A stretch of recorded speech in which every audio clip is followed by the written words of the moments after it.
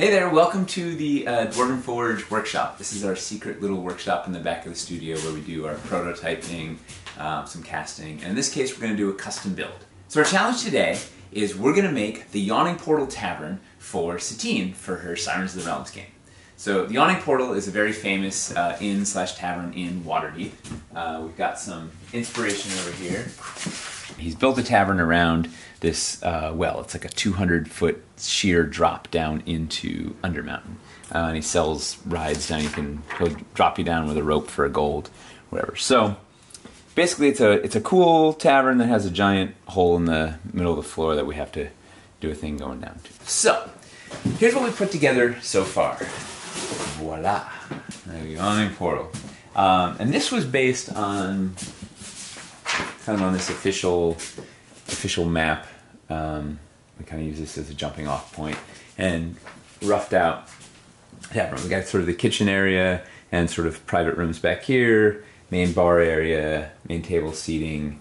This is where the portal is going to be. This is still work in progress, and some balconies up here. Because all this concept art had a lot of balconies, right? Had people sort of hanging off. You want to have some 3-level stuff. So this is all on a 2-inch riser.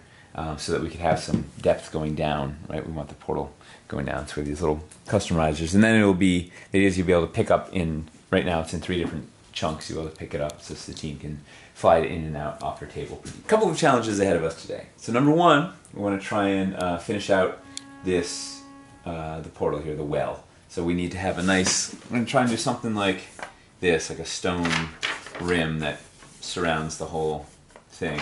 And then drops down and creates a sense of a shaft.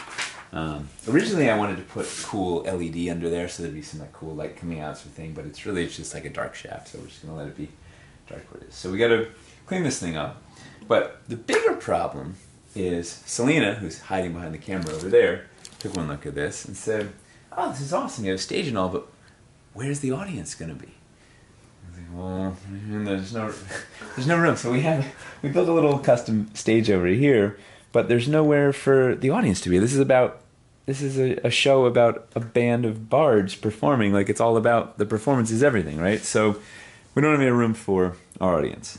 So we got a couple of options. One is I could knock this wall out, sort of move the whole thing back and build some space there, or we could move the portal itself, migrate it over here so we have some room over here that we can have at audience. So we'll see which path we pursue. The challenge is we already made like this custom riser, so either way we're going to have to modify the riser. So let's get to work. We're going to make the stone rim of the well here.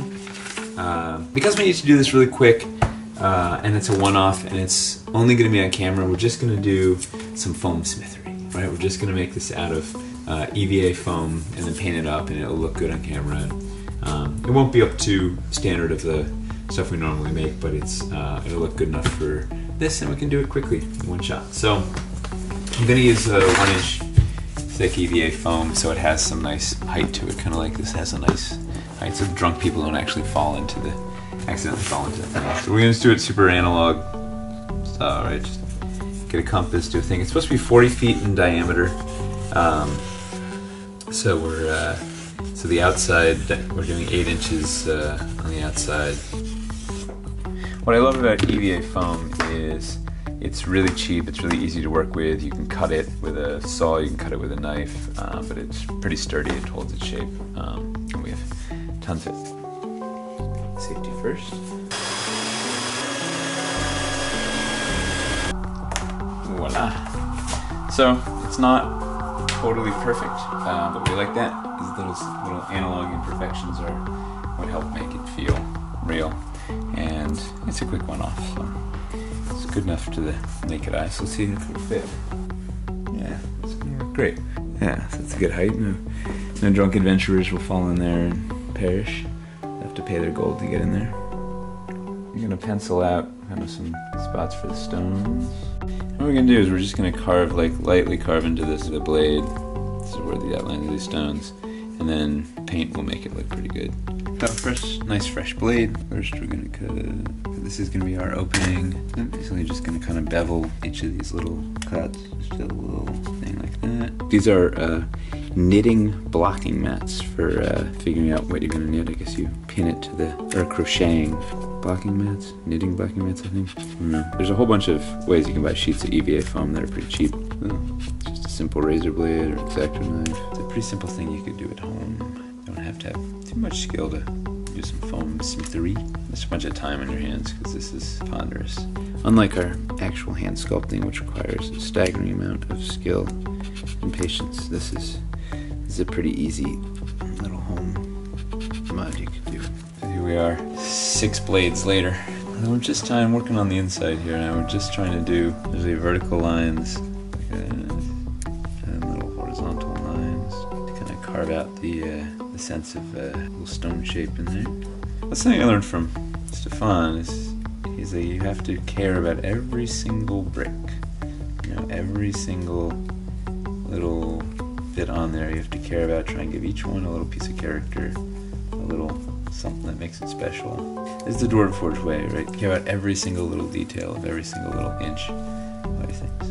And so to that end, when I go through this, I'm gonna try some of these bits. I'll just like a little something off the edge there, make it less flat. Maybe we'll smooth that down a bit. Maybe this one will dig in a little bit, just shave off the top a little so it's not quite so flat. The rest of them, the Bob Ross of foam here.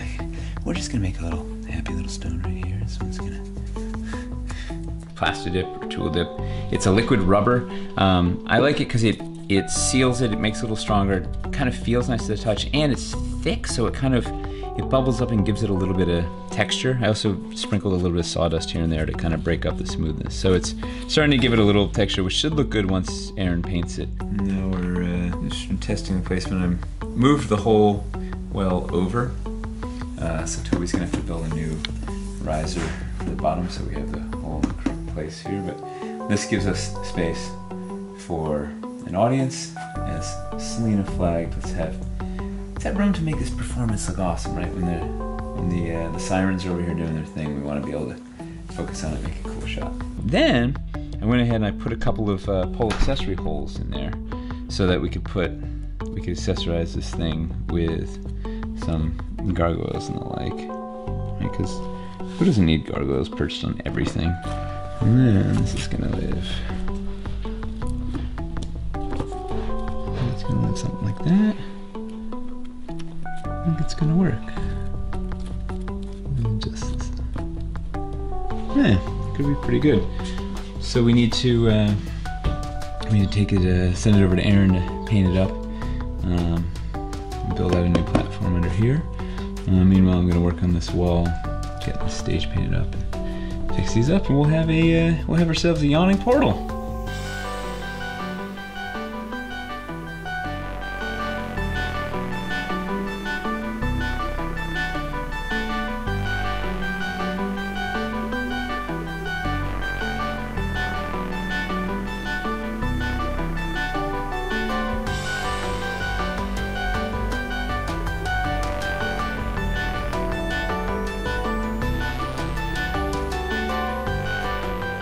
Alright, so here is our completed Yawning Portal build.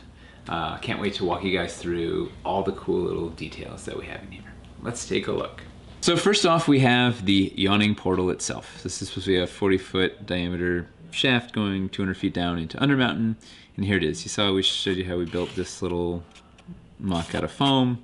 Popped these little, we've got pole accessory holes here to put these little gargoyles in.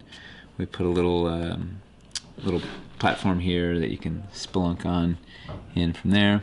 This inside, Janet made a just to print out some stone texture with a little gradient, so it looks like it's going down into darkness forever. The bottom of this hole, we'll have to put some like crushed velvet or something. I'm assuming Satine probably has an ample supply of crushed velvet on hand.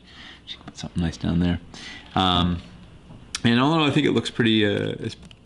I'm excited about it. We put the whole thing up on these 2-inch risers so that we could have the portal go down. So Toby built these nice little 2-inch risers, and boom. And this thing looks, you know, once the foam is all painted up, it looks pretty good, right? It looks like a stone thing. Like Aaron really brought it to life, even though it doesn't really have a lot of texture or anything. It's pretty rough foam, but she made it look like stone.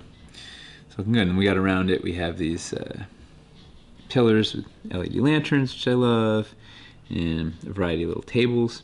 Over here, this is probably the most important area, is the stage, right? So there's all these cool little signs that we made for Magic Missile and the Sirens.